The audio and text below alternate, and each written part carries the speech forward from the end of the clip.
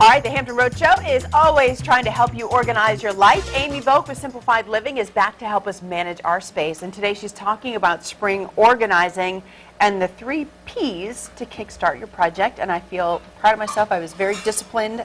I've been standing over here for a few minutes and I wanted to say, tell me what the 3 Ps are, but I haven't asked her. So what are the 3 Ps? It's so simple. You're going to pick one project, you're going to plan it out, and you're going to purge like crazy. Pick, plan, purge. Isn't that easy?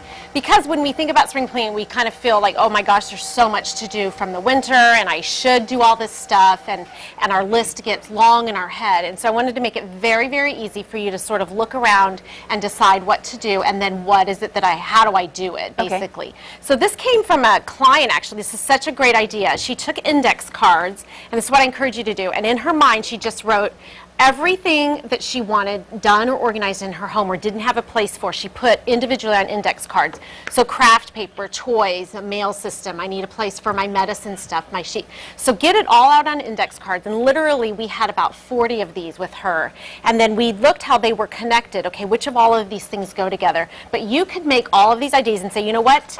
Today I'm going to pick this one project. I'm going to pick where my craft supplies go or what containers they go in. So that's what I encourage you to do. Get it all out of your head onto some kind of paper and then pick one project. Versus making a big long list. Or saying, oh, this weekend I'm going to get organized. Because that's when you sort of start in, and when the weather's 80 degrees out, you're like, I'm not sitting inside all day doing this. But you could do a craft supply. So pick one project is the number 1 P.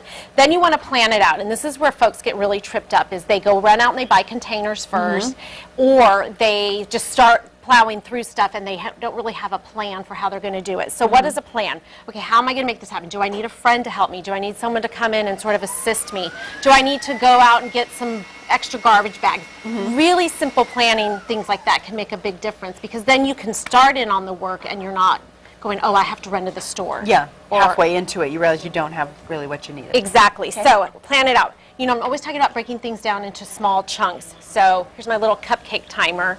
Set the timer, 10, 20, 30 minutes. If I was doing this on a weekend and I was going to do some craft supplies, I might, you know, set it for half an hour. Because then at a half an hour, I'm a little bit bored and I want to quit. So the timer really, really helps.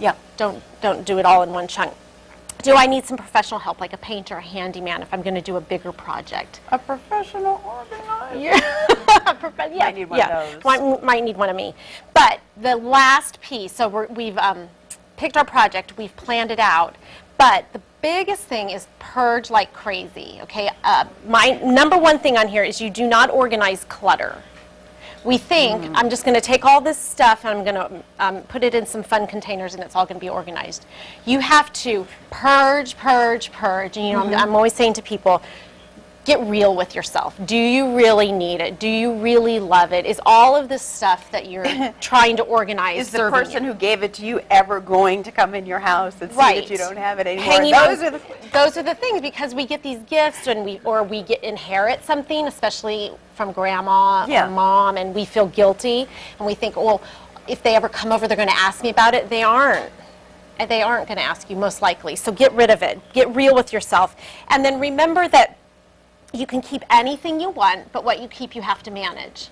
So keep whatever you want, but you have to find a place for all of this stuff, and you have to then be able to take it out and use it. Okay. So last little quick thing is, when you are purging, take something like a grocery sack and commit to filling one up every time you sit down and do a session. Okay. So fill it up. Or, you know, I talk about putting these at the bottom of each closet, and every time you walk in there, throw something that you don't want until you have a full bag. This sort of gives you a boundary on take it to Goodwill. Yeah, take it to Goodwill. All right, pick, plan, purge. Like crazy. Stop keeping like crazy. All right, if you want to get in touch with Amy, we'll link her information to our website at thehamptonroadshow.com.